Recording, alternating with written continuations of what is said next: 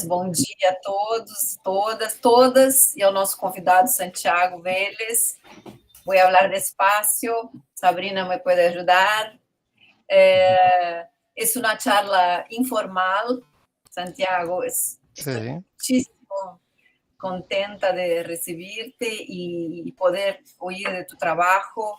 Entonces, empezamos porque puse en nuestra bibliografía tu trabajo para que puedan ver y conocer. Para mí ya era muy importante, como dijo, a partir de la introducción de mi libro con la profesora de la Universidad de Viena. Entonces, estas historias de agua son muy relevantes para nosotros y para mis estudios, investigaciones y todo eso. Yo quería empezar agradeciéndote, soy muchísimo contenta y será un placer oírte. Entonces, me gustaría preguntarte, ¿cuál es tu primera memoria con el agua? La más Muy bien. la primera. Muy bien. No, yo pues también quiero empezar agradeciéndote, Estefanía, agradeciendo a todo el grupo que están aquí y que permite generar estos espacios de conversación que me parecen maravillosos. Y disculparme, pues no hablo portugués, pero les repito, si no se entiende, porque sé que si nos podemos entender. Me interrumpen, lo puedo volver a repetir. Si Sabrina también nos ayuda amablemente, muchas gracias. Entonces, estoy dispuesto, pues, y con todo el tiempo, no tengo prisa, lo podemos hacer. Alguna vez me hicieron esa pregunta y yo creo que tengo un mal recuerdo. Muy bien. Tengo, pero no es muy claro como en las casas de campo, acá pues en Antioquia, que es la zona donde nací y crecí, era muy común tener como unos grandes pozos Sí. donde se lavaba, pues al lado, se recolectaba el agua y se lavaba sobre todo la ropa al lado. Y yo tengo la sensación, porque no es un recuerdo muy vivo, de haberme metido en uno de estos y haber sentido mucho miedo en un pozo de estos. Es como mi primer, como recuerdo, pero lo digo, es muy vago, no tengo como una sensación muy clara con eso. Y luego de ese, que es, digamos que es como significativo, como más con una sensación directa, todo lo que ya recuerdo de mi infancia son muchos paseos, muchas vacaciones al lado de ríos, como con carpas, pues con mi familia, con carpas y yendo a nadar al río y estar en el río. Es como lo más básico, pues. Sé que de niño con mi madre íbamos mucho a piscinas y cosas de veraneo, pero no recuerdo ninguna en particular, no tengo pues como, lo sé porque están las fotografías y está todo esto, pero creo que ese primer recuerdo es esa sensación como de estar en ese pozo, un poco indefenso y un poco como con miedo realmente. Bueno, es un trauma, ¿no? Sí, un trauma. Gracias, Santiago. Voy a hablar en portugués y Sabrina puede repetir, entonces queda más fácil para los demás, ¿no? O Santiago fez todos os estudos dele, é artista visual, esse artista visual, não? Com mestrado, doutorado. Eu queria perguntar para ele, Sabrina, você pode colocar para ele, em relação a como começou o primeiro movimento em relação à água, né? Porque faz muito tempo que ele trabalha com essa matéria, né? Com essa massa de água. E como é que foi o início, ponto de partida, assim, primeiro desejo mesmo. Por favor, Sí. Sabrina, coloca para Yo ele. creo que entendí, Sabrina. Sí. Muy bien. Yo empecé, cuando empecé a estudiar artes y todo esto, incluso previo a haber estudiado artes, ya había empezado pues cursos de fotografía y cosas de estas. Y me empecé a interesar muchísimo por el reflejo del agua, por la superficie, como ese límite del agua, esta cosa que está ahí y que me ponía a reflexionar mucho, pues muy influenciado también por los impresionistas, como esa pintura que también se quedaba ahí como en ese límite, pero pensaba mucho en la idea de cómo ese lago o mar incluso se convertía como en un espejo del mundo.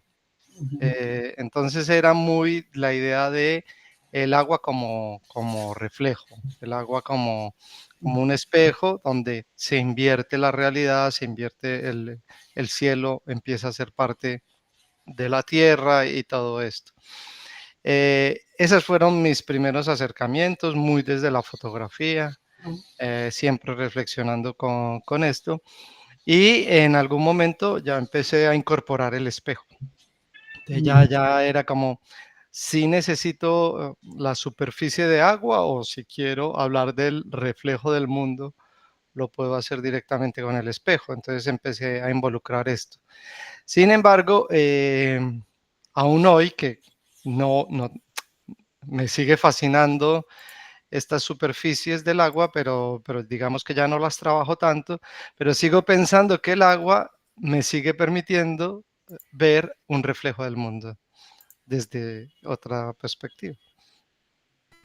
Sí, porque es muy interesante. Me gustaría, voy a leer una pregunta, porque es más fácil de articular, ¿no? Porque hablas desde Colombia o desde España. Estoy en España en este Ah, momento. ok. Estoy en Nosotros estamos Barcelona. en Brasil, yo estoy en Río, hay gente en Niterói, ¿dónde más? ¿Sí? Río y Niterói son las dos ciudades. Oh, Eh, muy bien. bueno, mirando tu trabajo, Santiago, una pregunta es, hay varios lenguajes artísticos, ¿no? La fotografía, los vídeos, las instalaciones, los objetos que manipulas, ¿no? Y se puede también ver un diálogo con otros creadores. Me gusta el diálogo con Fellini, con el film de La nave va, El mar de El plástico. mar de plástico, sí. Sí, El mar de plástico. Y también creo que es Dignity, la Grande Ola, que es una pintura muy Sí, Hokusai, sí. conocida de Hokusai. Entonces, me gustaría oírte sobre las relecturas y reinterpretaciones, cómo eso cambia en tu trabajo, cómo es leer a los otros y traer una nueva perspectiva, ¿no? A partir de tu trabajo, tu investigación. Sí, yo siempre he pensado que cuando se estudia artes, el título universitario es muy ambicioso, porque pues en Colombia, cuando te gradúas de arte, el título que te dan es maestro en bellas artes o maestro en artes. Y claro, pues llegar a esa idea de maestro simplemente por haber pasado 5 años de academia me parece como ambicioso. Eh, entonces yo siempre he pensado que debería reevaluar el título y considero que la noción más acertada para titular a un artista sería observador. Yo creo que nuestra verdadera disciplina es observar, es ver el mundo, es ver todo lo que sucede alrededor, dejarse impregnar también de él. Entonces, en ese observar, pues está justamente eso, ver a los otros, cómo lo han hecho, cómo lo reflexionan, qué posibilidades hay del hacer. Y yo creo que nunca paramos, pues hay una, digamos, saturación ahora muy de la imagen con todos estos nuevos medios, pues, pero sin embargo no se para de ver, aunque sea por ahí, sea en la calle, sea leyendo, sea estudiando. siempre hay que generar esa revisión. Y, y los otros siempre están ahí para nutrirte. Entonces, también en la literatura, hubo un momento en que justo en esa transición agua-espejo, no paraba de leer a Borges, por ejemplo, que era como ese gran universo del espejo, también esa crítica, y también pues muchos maestros que he conocido en persona, pues mis profesores, y también mucho últimamente, pues como por periodos, pero los videoclips también me parece que son Michel Gondry, el director de cine, me parece que influencia muchísimo mi trabajo, al menos desde la mente, no sé si en las obras, pero sí en la mente. En mi tesis doctoral utilicé todo un apartado dedicado a una canción de Mia, esta artista británica, pop, súper buena, con unos videos también increíbles, que justamente tiene un video sobre las fronteras maravilloso, además es dirigido por ella, el videoclip. Entonces, claro, hay una cantidad de gente a la que estudias, lees, revisas y terminan por nutrirte como todo una biblioteca personal de imágenes, de ideas, de estímulos. Tengo un montón de preguntas, pero voy a cambiar. Santiago, hablando en biblioteca personal, ¿no? ¿Cuál es tus más queridos y la gente que lees con más placer, más? Bueno, bueno, lo que te decía Borges, lo leí en una época muchísimo y estaba muy fascinado con él. Con Bioy Casares también, que era el amigo de Borges, con la invención de Morel, que al final es un espejo, pues que genera como todas estas imágenes en su libro. Hubo un momento en que leí mucho a Saramago también, a Paul Auster, creo que no lo dejo de leer. Paul Auster me parece que aparece, desaparece, que está súper bien. Eh, bueno, eso es como en literatura, creo que lo que más. Em, pues filosofía y cosas contemporáneas, pues así también, pues he estado muy atento a Byung-Chul Han, aunque ya no sé si me cae tan bien o no. Estoy ahí como en su... Sí. Y no libros completos, pero sí, pues me interesa mucho Dana Haraway, bueno, como todas estas reflexiones más contemporáneas también, del mundo en general. Para mi tesis también leí mucho a Bruce Nauman, no, a Sigmund Bauman, perdón, y a Zizek. No sé si se pronuncia así, pero también los leí mucho ambos para la tesis. Y ahora estoy muy fascinado con Didi Uberman, también, pero porque vi una exposición hace poco, creo que está por aquí. Esta. Es una, es una exposición que él hizo la curaduría. Estuvo primero en el Reina Sofía En y Madrid, luego, en Madrid. sí, Sí, sí, sí. pero yo la vi en el CCCB aquí en Barcelona. Y qué exposición, ¿no? Es increíble la forma, pues como de verdad se entiende una verdadera estudio de curaduría, un trabajo serio, esto. Y bueno, entonces ya lo había leído porque además tiene reflexiones muy fuertes sobre la migración, pero lo volví a retomar también. Muy bien. Hablando de filosofía, no sé si conoces, pero un filósofo italiano, Roberto Casati, No, hay un libro que se llama Océano, una navegación filosófica. me, me darás Perdón, la referencia luego. mi gato no para de hablar aquí, un gato, mi gato, pero perdón, quiere entrar en mi cuarto. Océano, una navegación filosófica. Y Casati habla del mar como metáfora perfecta del lugar que pide para ser conocido, que pide para ser conocido. Y que el conocimiento es una forma de acción, dice Casati. Wow, Y pues es lo voy a buscar. interesante, ¿no? Y te pregunto, ¿por qué la serie Geopoética del Agua? El nombre es muchísimo, muchísimo interesante. Las puertas al mar, o una otra que se llama El mar se convirtió en frontera. Son trabajos como manifestos, ¿no? Para pensar la frontera, los límites, los desplazamientos. Hoy o sea, tu trabajo es muy político, ¿no? Fuertemente, fuertemente político Sí, sí. también. Y porque tiene que ver con esa conciencia, tomar conciencia frente a los problemas, ¿no? Las crisis y todo lo más.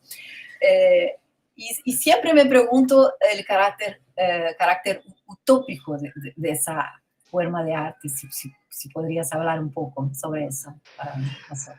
Sí, yo, pues, bueno, me he cuestionado mucho como hasta dónde puede llegar.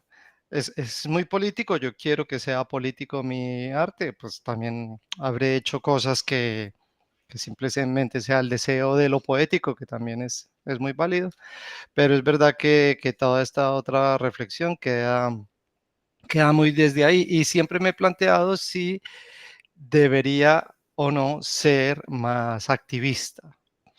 Em, Creo que el arte en sí mismo ya es un activismo. O sea, en estos días lo decía también.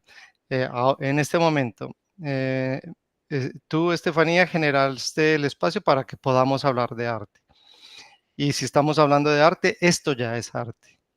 Entonces, si se entiende así, es una cadena que está generando su propia actividad, su propio activismo.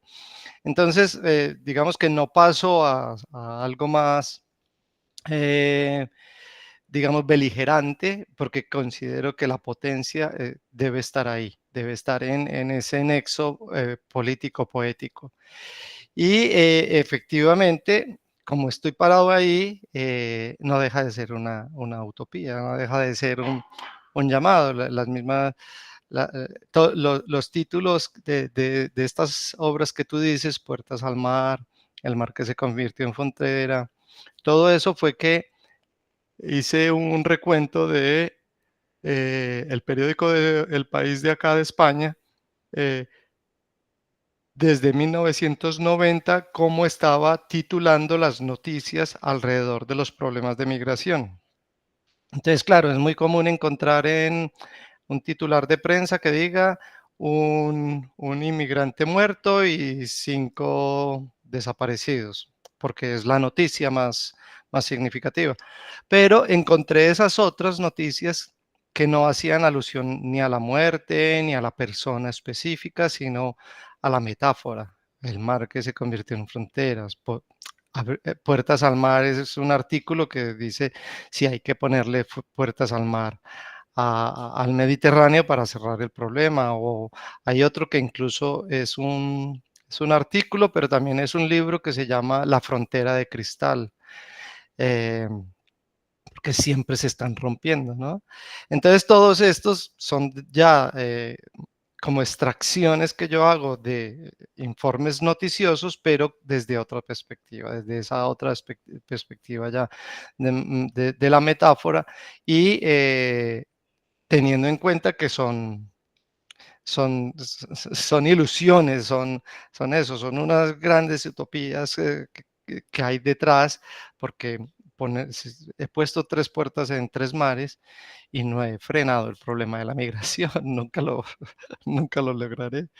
Y los activistas como Greenpeace o aquí Open Arms, que son otros muy buenos, em, logran algo, pero son otras lógicas, hay que cambiar al mundo prácticamente y unas ideologías que están pesando cada vez más, que quieren poner más fronteras. Sí, porque a partir de eso, ¿no? Es mi última pregunta. Después la gente va a hablar. Ok. Porque hay otro libro que se llama Notas sobre un naufragio, de un otro escritor italiano llamado Davide Enia, Enia. Y él pasó 3 años en Lampedusa, ¿no? En la isla italiana, Lampedusa, ahí de Sí, sí, ¿sí? sí. Y con la gente que trabaja con el rescate, ¿no? No, gente que naufragó. Y una persona que trabaja con rescate dice, en el mar toda la vida es sagrada, porque tendría que haber o habría una ley que dice que ayudar a un náufrago es un deber. Né? Ajudar uma pessoa que naufraga é um dever, uma lei sagrada, seria uma lei sagrada. Pero hoy lo que vemos es el contrario, ¿no? La Total. gente se muere ahogada, morre afogada, sem ajuda, sem direitos. Entonces, es una pregunta, uma perplexidade, uma pergunta que é para compartilhar, não? Que essa lei del mar, não? A lei que diz que todo náufrago é sagrado, a ética, não? Estamos sem lei, sem ética, não? Olvidamos toda a possibilidade da humanidade. Sí, yo creo que lo que más se está perdiendo hoy día es la empatía, es ese reconocer al otro y ponerse como en una idea de igualdad también. Eh, es muy triste y es muy preocupante a la vez que cada día hay más políticos o gobiernos en general con unas tendencias justamente a cerrar más las fronteras, poner límites más severos, no rescatar allí. O lo que está sucediendo, que vemos todos los días, expulsar, que es lo que está sucediendo en Estados Unidos ahora, unas expulsiones masivas sin importar ni quién eres, ni quién está a tu lado, si está tu hijo de 2 años, si está un padre enfermo, nada. O sea, no hay posibilidad de la empatía, no entra la empatía. A mí me parece que es muy preocupante, es justamente todo lo contrario a lo que hablábamos ahora, es una distopía, un mundo absolutamente de ficción, parece el mundo del cuento de la criada o de cualquier otro libro que ya haya anticipado esos futuros tan tergiversados, digamos, tan ajenos a la realidad misma, donde pues el mundo en general ha sido, o sea, el mundo está conformado por una migración que no se ha detenido desde el primer momento del primer ser humano. Entonces, ¿cómo olvidar eso? La invención de la frontera es muy nueva, o sea, la idea de país es muy reciente en comparación a la historia de la humanidad.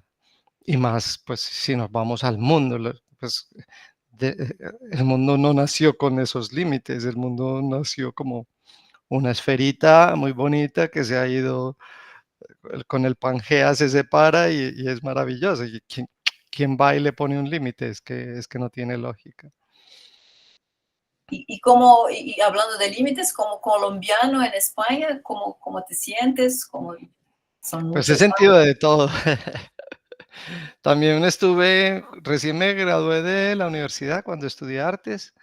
Me fui para los Estados Unidos porque, claro, me gradué hace ya varios años. eh, Esto era el 99 más o menos. Estaba el imaginario muy real también, pues no tan imaginario, había mucho imaginario, pero mucha realidad también de que iba a vivir. Cuando estudias artes, ¿de qué vas a vivir? ¿No? Estaba todo eso, vengo de una familia clase baja, media porque tuve muchos privilegios, pero baja en comparación a las grandes riquezas. Y pues ya estudié de qué voy a vivir, entonces la cosa también muy asociado a nuestra historia de violencia y todo eso era irse a Estados Unidos de inmigrante y trabajar allí. Entonces yo me fui, en el 2000 llegué allá, trabajé como inmigrante en un bar, en una empresa que limpiaba aire acondicionado, en una tapicería, con muebles, o sea, todo el típico Uhum. tarea de un inmigrante, pero bueno, gracias a Dios no me quedé, dije, no más, no me aguanto esto, pero compré un Social Security que vendían en la calle, compré un ID también que vendían en la calle y con el que uno se incorpora ilegalmente a este sistema, irregularmente, no ilegalmente. Uhum. Y entonces, cuando llego a España, he venido con otra condición. Mi pareja es de acá, entonces en primer momento vine con visa de estudiante, entonces podía estar bien, pero sí se siente. O sea, hay momentos donde tú sientes que si te oyen el acento te miran raro, É. te tratan distinto, pero también te encuentras con una gente que pareciera que todo el mundo hablamos igual, que todos somos iguales, o sea, hay de todo. Entonces ha sido como unos momentos que te descomponen y otros momentos que uno dice, bueno, el mundo, hay posibilidades para el mundo, está bien. Entonces sí, hay situaciones incómodas y otras no tanto. Em Brasília, você está em Brasília? No, solo en Iguazú, en Fox de Ah, Iguazú. sim, sim. Sí, solo por allí. Pero tengo pendiente, porque además tengo unos grandes amigos en Río. Sim. Sí, de Capacete, Helmut Batista de la Residencia de Arte Capacete, É. que es un proyecto muy interesante de arte. Bueno, con él tengo pendiente una visita. Sim, nos gostaria Y muitíssimo les avisaré si voy, claro. Sí, sí, estar sí. acá en UF. Estamos en el mar, ¿no? Cerquita del Oh, mar. maravilloso. Bueno, mis preguntas ahora pueden quedar tímida e a gente vai perguntar porque a gente pode traduzir, pode falar mais devagar, tudo vale para a comunicação, para comunicarmos. Tengo algunas preguntas. ¿Puedo empezar? Sí. Buenos días. La primera era esta, que la profesora había dicho al respecto de las relaciones con la migración, cuál es tu relación entre fronteras, pero voy a cambiarla un poco. Y cómo es la relación con la frontera, con el agua que tienes en tu propio país. O sea, ¿has sentido en Colombia mismo esta relación con la frontera y el agua? Y la segunda pregunta ya viene junto. ¿Puedo hacer las dos juntos? Sí, Sí, sí. sí. ¿Sí? Y bueno, la segunda sería al respecto de una que está en tu portafolio, que se llama Artesanas y Dragones, dragas. Y estas dragas he comparado mucho a las carrancas. No sé si conoces carrancas. No, no conozco. Carrancas son, ¿conoces, Estefania, o no? Sim, sim. Isso, explica um pouquinho para ele, Sabrina, e fala um pouquinho mais devagar. Vale. Ay, perdona. Las carrancas son de los pueblos ribereños que están aquí en Brasil, por ejemplo, a las márgenes del río San Francisco. Y bueno, son algunas como unas protecciones, como si fueran dragones también, pero es como una cara de una que bueno, está revuelta así, es una cara que está, no sé cómo explicarla, pues es una boca abierta y sería como un dragón, como una protección que los pueblos ribereños suelen utilizar en estos momentos de viajes, por ejemplo, cuando van a pescar. Y bueno, Claro. utilizan esto como un contrafeitizo, y también significan como Muy engolem, bien, una carranca. también hace un ronco. Ya. Está ahí, está la carranca. Ah, muy Genial! bien. Muy buena, Esta. muy buena. Gracias. Ya. Ahí está, perfecta. Y bueno, ahí esta significa para los pueblos ribereños esta como como si fuera un santo, ¿no? Que cargan Ok, mientras ok. están haciendo estos tipos de viajes. Y he comparado esto a esto de las artesanas y dragones de las dragas, como si, no sé si son la misma cosa, pero tú Ya, podrás decirlo mejor. Y como una entidad de protección, ¿no? Y hay un artista aquí en Brasil que se llama David de Jesús Nascimento, que trabaja y es ribereño y trabaja con esto, con estas carrancas, dibuja las carrancas y tal, y presenta en proyectos. Y quería que tú, si tú puedes hacer una explicación de qué serían estas dragas, y la primera pregunta es de la frontera. Estas ok, son ok. Sí, no, en Colombia he ido a 3 fronteras, básicamente que son cruzadas por el agua. He hecho un trabajo muy grande en la frontera entre Colombia y Venezuela, que allí está el río Táchira. Es un río literalmente pequeño, no es un río grande, pero todo lo que genera alrededor de este río es bastante significativo, incluso en el imaginario local, toda la conexión que hay, porque la conexión más simbólica entre los dos países es un puente, se llama Puente Simón Bolívar, y durante muchos años estuvo cerrado el paso. Entonces lo que hacía la gente era que si está cerrado, pues se van por el río. Entonces atravesaban el río. Entonces yo he ido a ese río, a esos lugares por donde pasaban, los llaman trochas. Trochas es como atajos. Y estaba yo ahí y trabajé con ellos. Entonces he estado en esa. Este año estuve en un recorrido por el río Amazonas, que salimos desde Perú. Eh, Recorrimos todo, pues como todo por el río Perú, todo Colombia, pues la parte de Colombia, y llegamos hasta Vila Betania, ahí en Brasil, en la desembocadura del Putumayo, que ustedes lo llaman el Isá, creo que es, sí, el río Isá, el San Antonio de Isá. Y la C con el cosito debajo, donde eh, en Amazonas, en el estado de sí, Amazonas. sí, es la desembocadura del río Isá con el Amazonas. Pero Ajá. esa parte era de Brasil. Y el recorrido lo hicimos con artistas de Perú, con artistas de Brasil y con artistas de Colombia. Entonces, como reflexionando justamente en ese territorio donde se mezclan estos 3 países, pero donde realmente lo que más habita es la Amazonía y los pueblos amazónicos que tampoco tienen fronteras. Hay comunidades ticuna que pertenecen a Colombia, a Brasil y a Perú. Ellos no entienden esos límites que también. Mm. Y también una de las puertas la puse en la otra frontera, que es la del Golfo de Urabá, que es justamente por donde, digamos, más significativamente hay un tránsito mayor, que se condensan, ya es en el mar, se condensan en un pueblo, cruzan un golfo para poder seguir a Panamá y de ahí pues recorrer todo Centroamérica. Entonces, digamos que en Colombia he ido a esas 3 fronteras, las 3 cruzadas por agua, y con una carga simbólica significativa y con una carga investigativa, pues para mi proceso también muy significativa.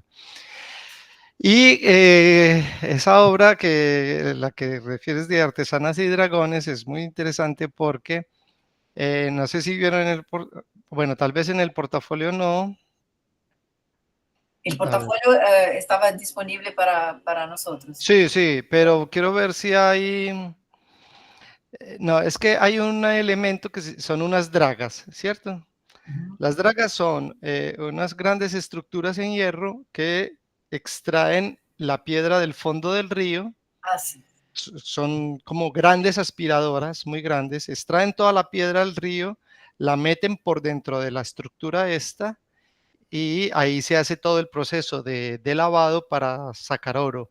Oro, oro. Ujú. Sí, entonces es todo un proceso muy grande, pero esto te estoy hablando bueno, si me permiten, la busco Sí, sí, claro. y se las muestro Perfecto. porque, porque son bastante Grandes. Entonces, son tan grandes. Ah, no, pero me parece interesante que me preguntes porque la tecnología que utilizan para hacer esas dragas es brasileña. O sea, los que se inventaron estas cosas así son los brasileños que llegaron ahí, quién sabe de qué forma, llegaron hasta ese río y, y lo utilizan. Entonces son tan grandes, se llaman dragas, pero son tan grandes que la gente de la comunidad le llama dragón. Dragón como esa cosa Un ya monstruo, ¿no? de, Un sí, monstruo. de monstruo, Sí. exacto. Aquí está. Me dicen si lo ven. Entonces es esto, que es una gran estructura, que son incluso muy feas, muy feas. Muy feas. Sí, son como hechas de a pedazos y alcanzan a tener 2 pisos. Aquí está muy, muy claro, aquí se ve una persona, viven acá. Entonces esto, al fondo del río, tiene una manguera muy grande, extrae, perdón, extrae la piedra y la pasan, es como por aquí, a ver si lo puedo. Uma boca Lo gigante. pasan por aquí. Aquí entonces va saliendo la piedra nuevamente, pero ya hay un proceso de filtrado, digamos, que permite que el oro se vaya quedando adherido a una especie de tapete. Sí. Entonces, esa es realmente la draga, es ese gran monstruo. Y entonces a mí me pareció muy interesante el juego de palabras que hacían estas personas de la comunidad, que por ser tan grande le dijeran dragón. Entonces, y además porque coincidió con un dibujo que yo había hecho hacía unos 4 años atrás, de cuando estuve allí, que había hecho un dibujo de un dragón y ponía, esto es una draga. O sea, fue como una coincidencia del idioma, digamos. Entonces sale muy de ahí y no tiene tanta referencia, digamos, a esta otra iconografía que me muestras, a esto, pero, pero sí a la potencia del dragón. Tiene una boca, pero la boca expulsa ese material que ya no sirve, que se vuelve, es el desecho, el oro queda impregnado y obviamente todo esto, esas dragas, todo esto es ilegal. Son construcciones ilegales operadas por mafias o grupos al margen de la ley que construyen esto y que ponen a trabajar a una cantidad de gente y se enriquecen. Tiene que ser que se enriquecen muchísimo con esta extracción. Sí, perfecto. Gracias. Gracias, Sabrina. Gracias, Santiago. ¿Alguien más? ¿Preguntitas? Porque, Giovanna, diz. Vou falar em português, não vou nem arriscar, tá? Mas vou tentar falar devagar. Isso. Santiago, a gente conversou um pouquinho sobre você viver na Europa enquanto um colombiano, né? Mas eu queria falar um pouco sobre a recepção da sua arte mesmo. Então, o próprio tema migração tem uma crítica velada que seja à Europa, mas você tem obras também, como a própria obra intitulada Europa, que são uma crítica mais contundente, né? E aí eu queria saber como você sente que é a recepção da sua arte na Europa, se você sente que existe uma diferença ou se você sente que existe uma comunidade que é aberta a esse tipo de crítica mais generalista, né? Porque eu sinto que a pauta progressista existe, mas quando ela é uma crítica de fora para um objeto mais geral, tipo a Europa, essa recepção é mais hostil. ¿Você sente isso? Yo creo que entendí. Vamos a Bueno, ayudarte. sí, que es a ver, en general, los espacios donde exhibo mi obra y donde la muevo, pues hay una recepción, digamos, afín, hay mucha conexión. También hay como dos situaciones muy importantes, pues, o que a mí me parecen importantes acá en Europa. Una es que hay mucha migración. Entonces, aunque no lo quieran, tú en un espacio te estás encontrando con gente de todo lugar. Más, pues, estas grandes ciudades, Barcelona, Madrid, que gira tanto. Entonces, es gente que está muy abierta a todo, a su misma condición migrante, pero también a entender que, aunque sean migrantes de otros países de Europa, pues que son territorios de tránsito, no son territorios como de un quedarse para siempre, siempre hay como una idea de tránsito. Entonces, es muy interesante que yo lo siento así, que las personas afines al arte eh, tienen también esa visión de mundo, ¿no? Como que entienden que el arte hace reflexiones sobre el mundo y permiten esos diálogos. Y incluso no solo con mis obras, también voy a exposiciones. Hay una galería que me parece que es muy interesante aquí, se llama ADN y tiene unos artistas que son más, digamos, más fuertes, más problematizantes que yo. Y claro, están muy bien recibidos y tienen un trabajo muy bueno. Hay una chica que se llama Nuria Güell, que es española y una de sus obras es renunciar a su nacionalidad, hacer todo el trámite legal para renunciar a una nacionalidad y obvio no lo logra porque no se puede ir por la vida renunciando a la nacionalidad, pero ella hace que es fuerte justamente en esa idea de por qué tenemos que tener una nacionalidad, porque algo casual, totalmente azaroso, nos rige o nos impone. Entonces, digamos que hay un circuito de pensamiento que permite esas afinidades. Y también, pues, lo que les digo, donde circulan las obras, ¿no? Entonces, este año, por ejemplo, estuve en una exposición en Madrid y allí era un espacio de latinos, se llama La Parcería, estaba gente de Colombia, pero también de Brasil, había creo que una chica de México que llevan el espacio. Entonces, claro, son espacios donde la idea migrante casi que se vuelve más significativa. Y me invitan seguramente por eso, porque mi obra dialoga con lugares como estos. Entonces hay como un entender que el mundo está mirando estas cosas, que se lo está preguntando. No he tenido, digamos, ninguna sorpresa o confrontación con relación a mi obra.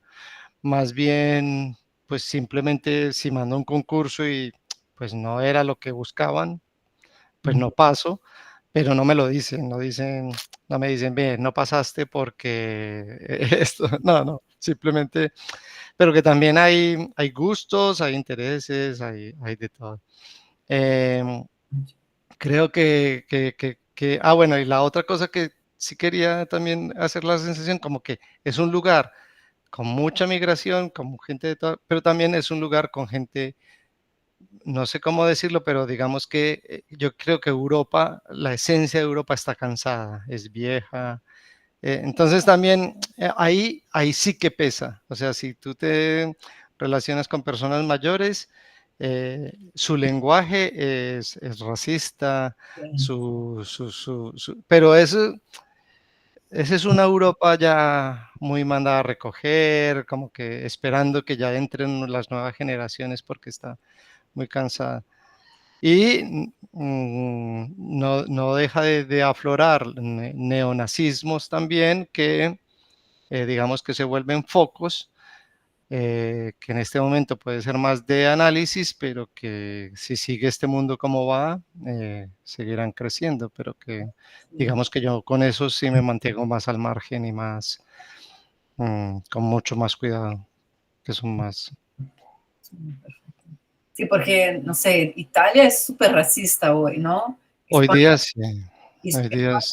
no sé muy bien cuáles son las Sí, diferencias. sí, lo que pasa también es que cuando aparece un gobierno, la corriente del gobierno es la que empieza como a aflorar Sí. todas esas posibilidades. Entonces, claro, el gobierno en este momento es muy de derechas con esta señora que está allí y entonces afloran nuevamente eso. España está con los socialistas, entonces digamos que, pero claro, si cambiaran los gobiernos, pareciera que afloran las nuevas cosas, pero también se vuelve un constructo de quién está manejando la información, cómo nos están entregando la información, cómo se manipulan los medios, que también de eso se trata, gobernar no solo a las personas, sino también las comunicaciones. Sí, supuesto. Muy bien. ¿Más preguntas? Amanda. Amanda? Oi, eu vou falar em português também, falar devagar. Santiago, eu sou de uma ilha aqui no Brasil, né? Nasci numa ilha, então a minha relação com a água, com o mar, desde sempre foi muito presente. E eu percebo que nas suas obras você enfoca bastante o mar enquanto uma experiência social e coletiva, né? Seja a partir do assunto dos refugiados, das fronteiras, da mineração, da crise climática. Queria te perguntar se o mar e a água, enquanto subjetividade, enquanto uma experiência subjetiva, né, seja como deriva, seja como, enfim, as múltiplas possibilidades que a gente tem dessa interface subjetiva com o mar, que é sempre tão inspirador, se isso também perpassa as suas inspirações enquanto artista, se isso, de alguma forma, está implicado também nessas obras que a gente conheceu no seu portfólio, enfim, se é algo separado, se está junto, enfim, se isso faz parte das suas indagações. A ver, esta es un poquito más complicada. Sabrina, ¿me quiere ayudar un poquito? Sí, ¿puedes repetir la última parte, por favor, Amanda? Sim, na verdade, o que eu queria perguntar, né, se dentro das inspirações, dos questionamentos artísticos dele com a água, a questão da subjetividade ela está presente, né? Assim, de que forma que isso se aplica, né? Se isso se aplica à experiência atual dele, dessas obras, enfim.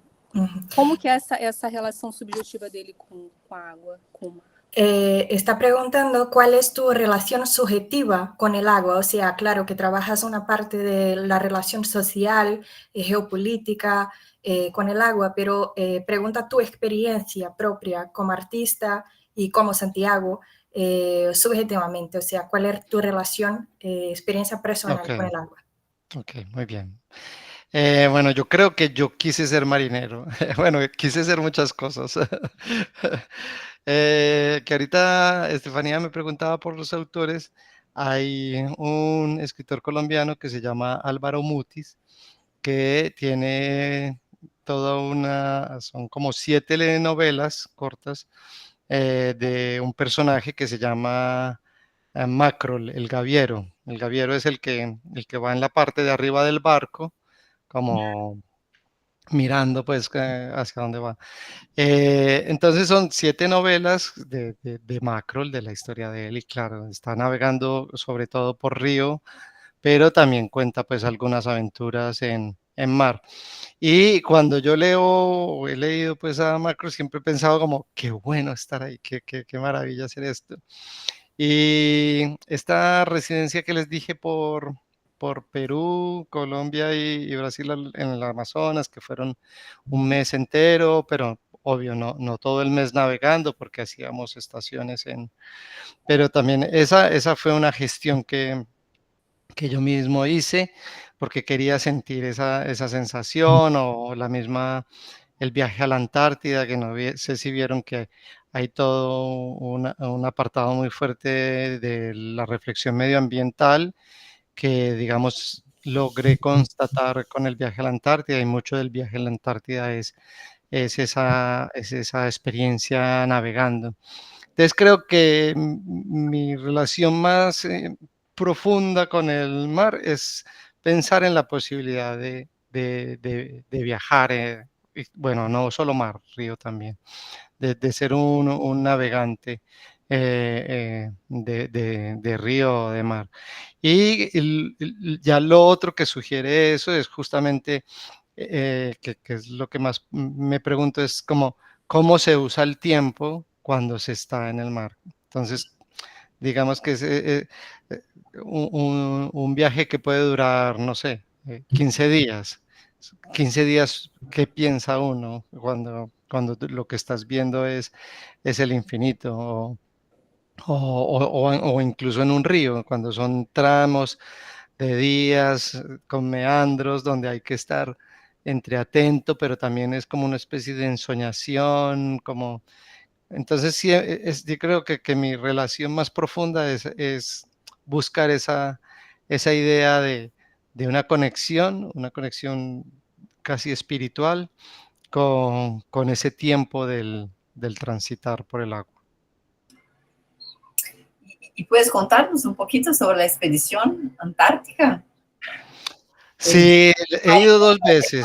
Pero está ahí, total, ¿no? Sí, sí, fui en 2020 y repetí en el 2022.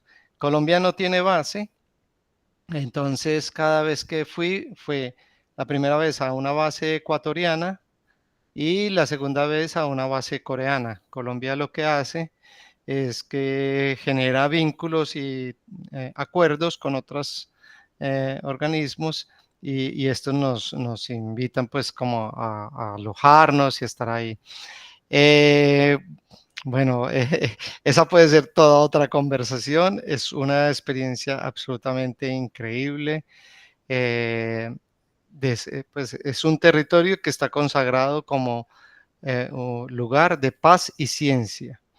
Entonces, claro, entrar a la Antártida y darte cuenta que todos los que estamos allí estamos con esa idea de que sea paz y ciencia, y el arte se pega un poco de la ciencia ahí para hacer lo suyo, te pone como de manifiesto de, no sé, la grandeza del mundo, la posibilidad de la colaboración. Hay 54 países que hacen parte del Tratado Antártico y allí tú no tienes frontera, tú estás caminando y está la base uruguaya y caminas otro poquito, llegas a la brasileña, luego está la china, está la rusa, pasas por todas estas y hay afinidad, te saludan, te invitan a comer, o sea, es como la utopía ahí sí reflejada.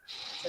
Pero además, bueno, es un lugar totalmente cubierto de hielo, solo en el verano solo el 1% sale o sea, el 1% de su tamaño deja ver la tierra por la descongelación, sobre todo en las orillas del mar, que se permite ver eso y es toda una conexión con el hielo, con las piedras. Yo nunca había visto con tanta belleza a las piedras hasta que llegué ahí. Es una cosa fantástica acá.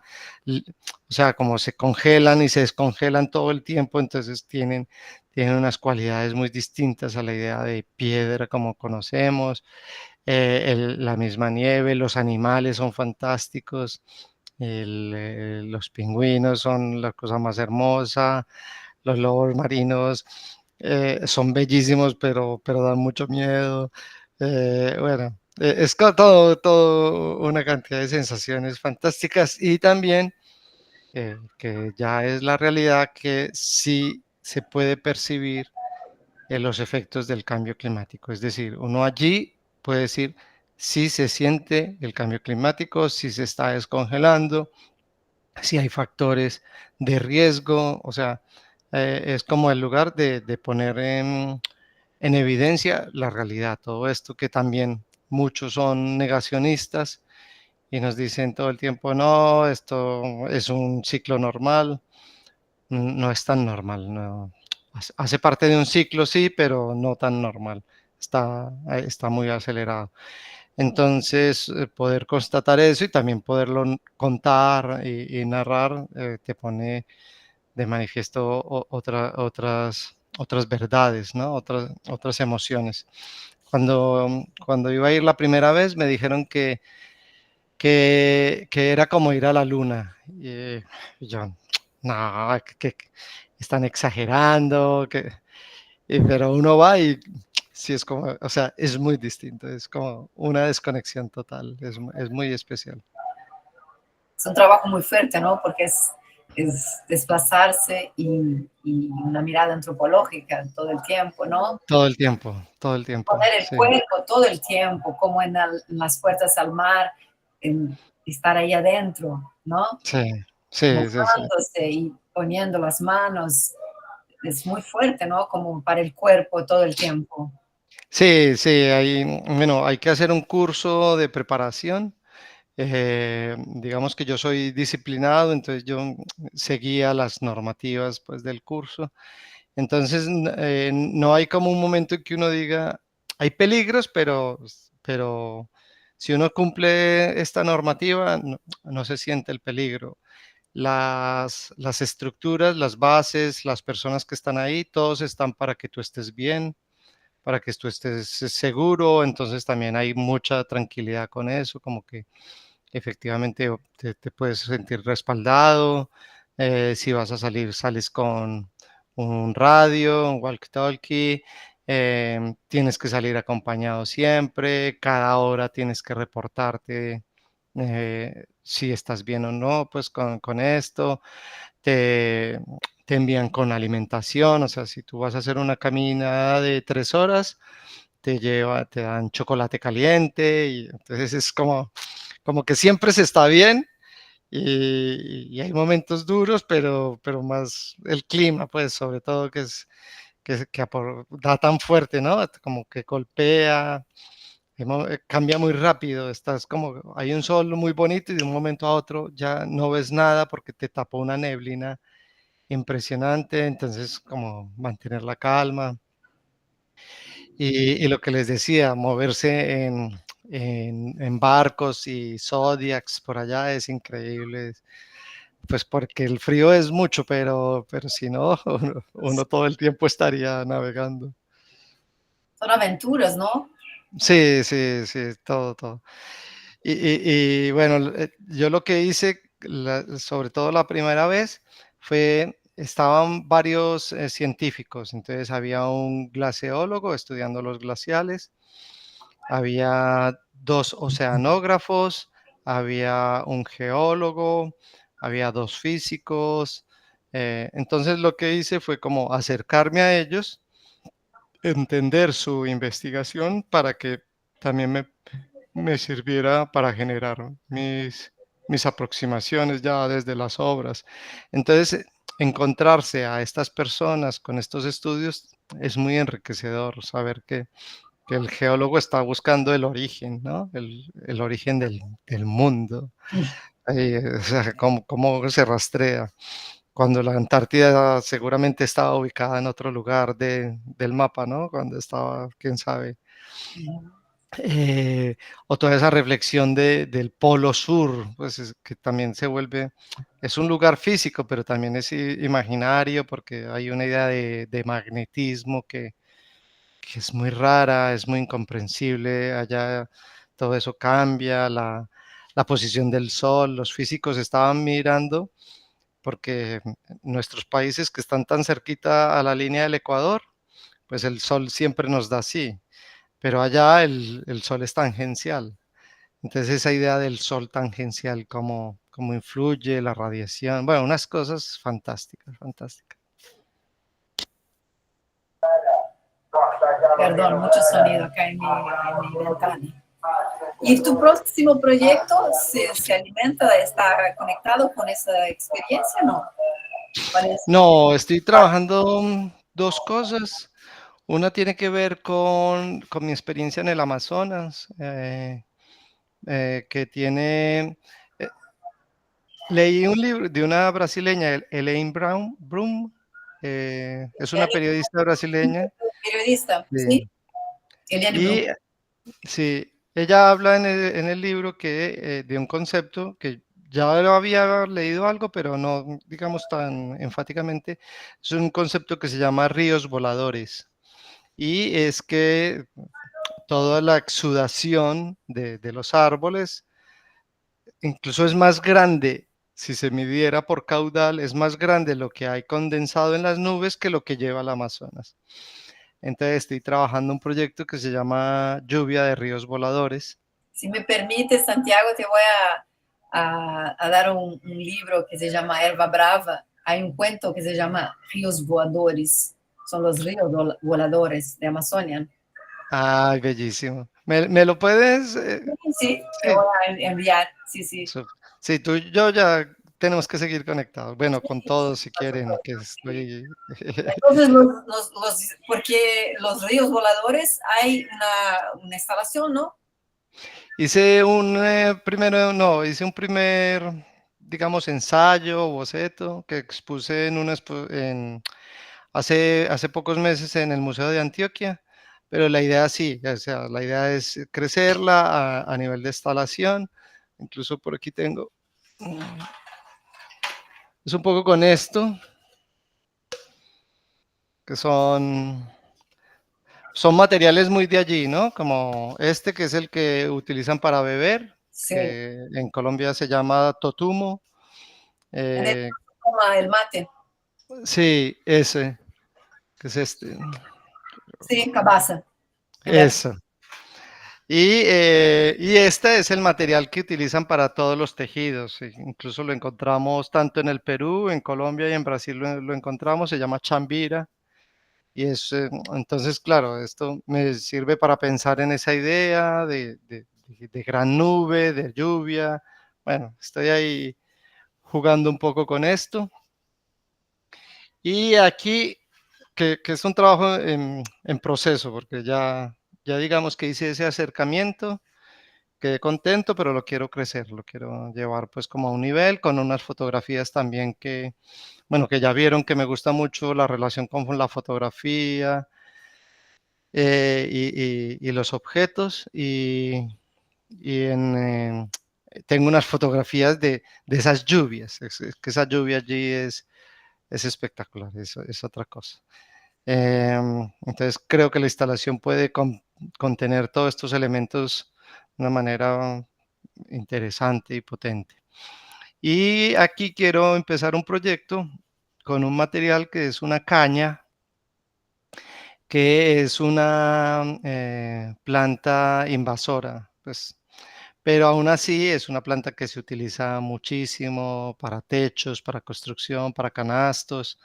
Entonces la tengo muy cerquita, pues acá donde vivo. Entonces quiero empezar ese proyecto con la caña. Y a ver, pues uno empieza, pero no sabe dónde termina. Entonces ir haciendo a ver qué sucede. Eu posso fazer uma pergunta, mais ou menos. Não sei nem se vai chegar a ser uma pergunta, mas fica muito evidente, né, quanto a arte e a ética elas estão juntas dentro da sua produção, né? Quanto a sua arte tem esse viés político e se coloca frente ao mundo. E aí me chamou muita atenção quando você estava falando agora me fugiu, mas o título do trabalho é O Portas ao Mar. E aí me chamou muita atenção quando você se referiu que o título foi extraído de uma notícia, né? Então, essa relação de extração que também puxa para todo um contexto de extrativismo natural, né? Eu fiquei pensando nisso também, como você usa isso no vocabulário, e como a sua arte depois também tem aquela obra do Ações e Lutas para Reverter o Descongelamento, que também vai muito nesse caminho, né, de reverter um discurso comum sobre possibilidade de salvar o mundo, digamos assim. E aí eu fiquei pensando muito na questão dos materiais para você, e aproveitando que você já está falando um pouco, eu queria entender mais qual é a sua relação com isso, né? Dá para entender em alguns trabalhos que falam sobre a água, a questão da reflexão, que você já falou anteriormente também, né? Usar o metal como uma forma de trazer isso, mas que também, sei lá, fiquei pensando porque tem relação com outras formas de trabalho, né? Com formas de trabalho artesanal, com formas de trabalho condicionadas aos imigrantes, ou modos de vida do imigrante, né? E numa sociedade em que onde o que não é novo não é o bom, né? A sua arte está usando isso, e também tem ali o trabalho sem azul não há verde, que puxa para isso também, assim. No blue, no green, esse? No blue, no green? Ah, no, blue, no green, ok. Por aquí, sí, y tengo por aquí. ¿Ese es tuyo, ese cuadernito? Sí, son bolsas con no blue, no green.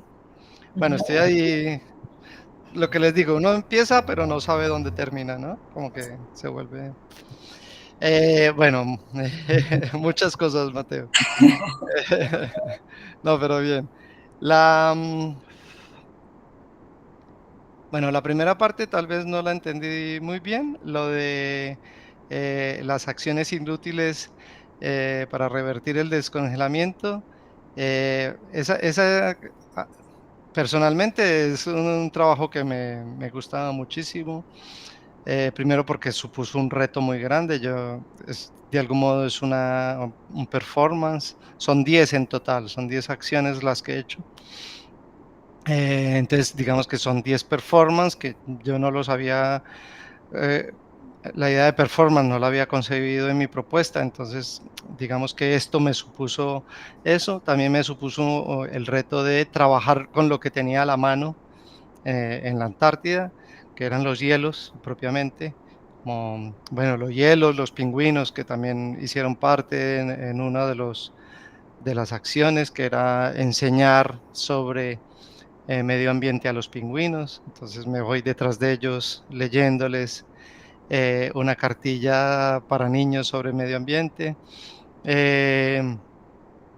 Cuando desaparecieron los hielos, porque hubo un momento en que dejaron de aparecer, entonces hago como una especie de disfraz a una piedra, como disfrazándola de hielo, como eso. Y que además me suponía justamente un pensar distinto. Siempre he pensado, o había pensado, que la responsabilidad sobre el medio ambiente la tenemos todos. Y es verdad, la tenemos todos. Pero hay en grandes empresas, hay grandes economías personales o de mega escala, consorcios, que están haciendo mucho daño. Entonces, claro, ¿qué tanto hago yo para mejorar el medio ambiente si tomo agua aquí y no en una botella de plástico, ¿no? Entonces, sí estoy ayudando realmente a esto cuando se están vendiendo cientos o miles de botellas con plástico, millones, podríamos decirlo certeramente. Entonces, claro, me ponía a pensar un poco que sí, que todo esto que hacemos es significativo, pero hay que hacer un cambio mucho más estructural, un cambio mucho más abierto, más grande. Esto funciona, pero también funciona si somos todos. No sirve que seamos 3 o 4 los que estamos aquí. Entonces, en eso también me invitó a hacer una reflexión un poco más profunda, un poco más consciente de la realidad. El cambio tiene que ser abierto, plural, no logramos nada que ustedes que son 15, yo por aquí, no sé cuántos, cuando un poder económico como las grandes empresas, hay una situación muy significativa en este momento que se descubrió, ya venía pasando hace 20 años, y es que Coca-Cola está controlando como un abastecimiento de agua que debería estar destinado a nutrir agua a la ciudad de Bogotá, y Coca-Cola lo está utilizando para su producción. Entonces, claro, versus una botella contra Coca-Cola, no hacemos mucho. Entonces ese tipo de cosas fueron las que me sugirieron esas 10 acciones. Hubiera querido hacer más, pero claro, las dificultades de trabajar allí pues lo son. Si algún día vuelvo, que sí, haré otras 10, sí puedo. Esa creo que es un buen elemento pues de análisis, y paradójicamente es una obra que no he mostrado, es una obra que trabajo, que promociono, hablo de ella y todo, pero nunca la he exhibido. Ya le llegará su momento. Y bueno, la de Sin azul no hay verde, también me parece que es una obra, ya, ya la he hecho en grande, digamos, la he hecho 2 veces en vallas publicitarias grandes que alquilé en la ciudad. La hice este año, hice una y ya la había hecho en el 2022. ¿Dónde? Y en Medellín, en 2 lugares distintos, alquilé vallas publicitarias. El presupuesto me daba para alquilarlas por un día nomás. Ojalá poderlas alquilar por más tiempo. Pero bueno, creo que si cada tanto la hago. Y, y esa, lo que sucede, bueno, esa frase la dijo una oceanógrafa, que ella decía, no, no water, no life, no blue, no green, ¿no? Y justamente hace referencia a la conexión que tienen los océanos con el bosque, y cómo los océanos nutren con sus vapores y sus cosas, nutren el crecimiento de los bosques. Entonces, yo extraigo ese fragmento, me parece que es una sentencia muy poderosa. La hago en amarillo porque me gusta la relación ya que tiene con la teoría del color, ¿no? Pero entonces creo que tiene toda la fuerza de ser una, como una campaña, ¿no? Como un eslogan. Entonces por eso ya la estoy haciendo aquí, la estoy haciendo en la tote bag, porque creo que es una cosa que tiene que circular, tiene que llegar a otros formatos, a otro tipo de público, ser más flexible. Es una obra que cualquiera la puede tener, no es como... Y bueno, entonces también es otra posibilidad del hacer que creo que puede tener esto. Y bueno, algún día también me sueño un neón fantástico con esto, así amarillo, bien fuerte, ¿verdad?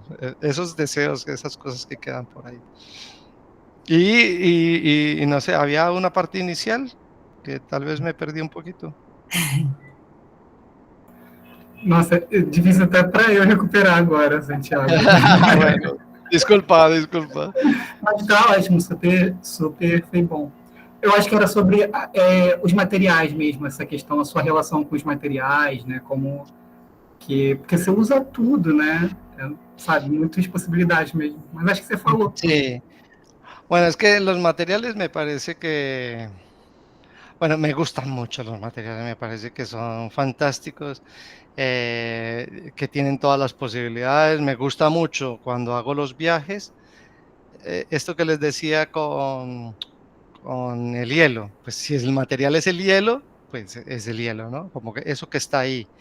Entonces, con esto era como, todo giraba en torno a la chambira, este hilo, entonces el tejido o los collares eran con chambira, las cositas aquí, los bolsos, chambira, entonces como la chambira, como que es más el material que se me está presentando y me dicen, tienes que usarme, ¿no?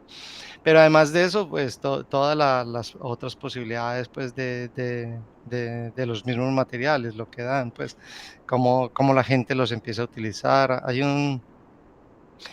un trabajo que hice en la frontera de Colombia y Venezuela, y es porque sí saben que los bolívares, el billete de bolívar de Venezuela no vale nada, ha perdido todo su valor. entonces se vuelve basura, o sea, es un billete.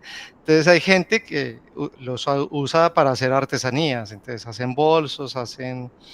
Entonces me parece que es una cosa fantástica de la recursividad de las personas, sacarle provecho a un material que está en desuso, pero que tuvo un valor significativo. Un billete, pues claro, ¿quién no hubiera querido esas fortunas en su momento cuando tuvieron valor? El bolívar se ha devaluado creo que 3 veces, entonces han sacado 3 tandas de dinero, ahora se está dolarizando, pero 3 momentos donde perdió todo su valor, o sea, cero. Y ese me parece que es muy bonito. Yo creo que voy siempre a la búsqueda de esos materiales que me da el lugar. Perfeito. Bueno, Gostaria de fazer uma pergunta. Rafael. Bom dia, gente. Bom dia, Buen Santiago. día. Eu vou falar em português, porque Sí, sí. não sei espanhol. Você falou no início, se eu compreendi bem, que você tinha de início uma percepção do mar que te chamava a atenção a questão da inversão, do mar como espelho, como reflexo, e da inversão. Isso promovia. Mas me pareceu que depois mudou um pouco, ou acrescentou outras coisas, outras visões, né, outras percepções acerca do mar. E agora você falou também sobre a questão da responsabilidade ambiental, né? Você acreditava uma coisa e mudou, né, posteriormente, enfim. Gostaria de saber se como pessoa e como artista, você teve muitas mudanças na sua visão acerca desse objeto, e como isso se refletiu na sua obra. Quer dizer, se você consegue separá-la no momento inicial, se tem algum tipo de distinção, como que isso se deu ao longo do seu processo, ao longo dos anos. Bueno, ayuda. Sí, la última parte es lo que no entendí. Pues, Si el cambio que de tu vida personal ha reflejado en tus obras. A visão dele do mar, né? Sobretudo a relação dele com a água. Sí, tu visión Sí. del mar y tu relación con el agua. Sí. Bueno, pero sí le quería decir a Rafaela que es con el agua en general, o sea, hay mucho mar, pero por ejemplo, muchos de los reflejos iniciales eran lagos, eran lugares. Entonces también es esa idea sí, como del agua, que también en otros momentos la he buscado en otras formas, ríos o, bueno, no sé si vieron en el portafolio, está un video que hice con las cascadas de Iguazú, justamente, que es esta composición en piano. No sé si lo vieron, que son otras formas, pues también. Pero sí ha cambiado, sí modifica mucho los tránsitos.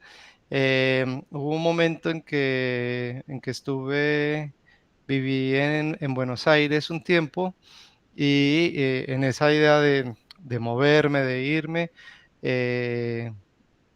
conseguí, pues ya tenía un computador portátil, pero me conseguí uno mejor porque sabía que a partir de ese momento mi taller tenía que ver mucho con el computador y entonces ahí fue que empecé a hacer video, por ejemplo.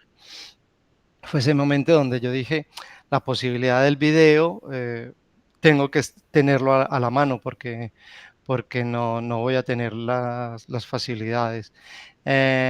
También aquí, pues cuando he venido acá, pues claro, no tengo las mismas espacialidades que pude haber tenido en Medellín, entonces la idea de taller se empieza a reducir también, si el taller se reduce, entonces también empiezan a aparecer objetos de pequeña escala o pruebas, cosas que empiezan también como a hacerte pensar distinto las nociones espaciales, ¿no? Lo que les decía, mi sueño actual es hacer de la lluvia de ríos voladores una instalación, pero si en este momento tengo para trabajar un pequeño objeto, pues está bien, estoy a gusto con eso. Lo que sí, inevitablemente, es que diario tengo que hacer algo. O sea, mi meta es que todos los días tengo que hacer algo asociado a mi obra, lo que sea, lo que sea. Entonces, porque si no, incluso es que lo he vivido, si Si no lo hago, me empiezo a molestar, empiezo a estar pues mal familiarmente, entonces sí se vuelve como una necesidad. A veces hacer obra también es escribir un texto para algo, pero listo, siento como, bueno, muchas veces también lo más difícil de las obras es hacerle el texto, porque es muy bueno hacer y luego, entonces sí, mantener una disciplina es como lo que me parece más importante. No sé si te contesté. Obrigada. Sí. Bueno, Santiago, creo que no quiero tomar tu tiempo porque no sé si habrá una Bienal del Agua, pero si hubiera, tendrías que estar en el topo, ¿no? Porque é uma classe, é uma aula, né? A conversa, ouvir os processos, as investigações em curso, as inquietações. A ideia da disciplina é interessante porque a gente pensa o artista como sempre, né? A inspiração, pero hay trabajo, disciplina, lucha, locura. Sí. Sí. Sí, sí, pero la inspiración llega trabajando también. Es uno como, uy, esto. Sí. Sí. Y me gustaría agradecer mucho mi clase, los alumnos, las alumnas, los quiero mucho, los amo, porque son siempre muy interesantes y sobre todo agradecer a você porque foi uma possibilidade que eu não esperava, e sobretudo agradecer a generosidade do Santiago, com quem eu fiz um contato muito sem mediações e a gente conseguiu se entender e combinamos a fecha e deu tudo certo e foi fantástico e certamente a gente disponibiliza também essa conversa para mais gente, para conhecer o seu trabalho e adoraria invitar-te a Brasil, a UF, para falar com nós e ver nosso campus cerca del mar, del agua. Ay, me encantaría, me Brasil encantaría. no está en tu mapa todavía, Brasil. No, lo tengo que poner, sí. Sí, porque estás en los bordes. He estado en los dos límites, estuve, sí, claro, estuve en Villa Betania, esto que Sí. les digo, San Antonio de Izá se llama como el pueblo más grande. Sí. En San Antonio de Izá, pues obviamente en Tabatinga, que es la frontera, y en la otra frontera, pero es que claro, siempre estoy en fronteras, es que también Está muy la lejos. vida me lleva por fronteras. Sí, está muy lejos, pero Sí. es posible empezar un cambio de No, me idea. encantaría. Sí. No, Estefanía, yo agradecerte a ti y a todo el grupo, porque de verdad, pues que lo que les dije, que me inviten a hablar de arte es hacer arte también, entonces estoy muy agradecido de poder hacer arte con todos ustedes y estas conversaciones que en todo caso también nutren muchísimo. También me sucede mucho que cuando hablo me escucho y es como, claro, no había pensado en eso. Entonces, es muy significativo. Supremamente agradecido. Si paso por allí, te escribiré, pero espero que podamos seguir en contacto con todos, ya les dije. Y también a la orden por acá para lo que quieran y necesiten. Muito obrigada a todos que estiveram aqui, os alunos, as alunas, quem falou, quem não falou, quem ouviu. Escuchar é muito importante. E estamos aqui também disponíveis, Santiago. Gracias. El libro me llegó a Medellín, yo voy en diciembre, entonces en diciembre tendré el libro. Está lejos todavía. Sí, todavía falta, pero ya casi. Pero estamos cerquita agora, Sí. falando e ouvindo-nos. Sim. Muito obrigada, bom dia para todo mundo e continuamos a conversa. Buenos dias, Santiago, muchísimas Bueno, muchas gracias, hasta luego. Muitos abraços. Chao. Gracias. Tchau.